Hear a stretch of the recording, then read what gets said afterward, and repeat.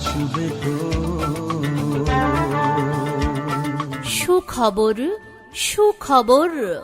ভোজন প্রিয় ভাই বোন বন্ধুদের জন্য এক দারুণ সুখবর। এস.জে. রেস্তোরাঁর পক্ষ থেকে আপনাদের সবাইকে জানাই আন্তরিক শুভেচ্ছা ও অভিনন্দন।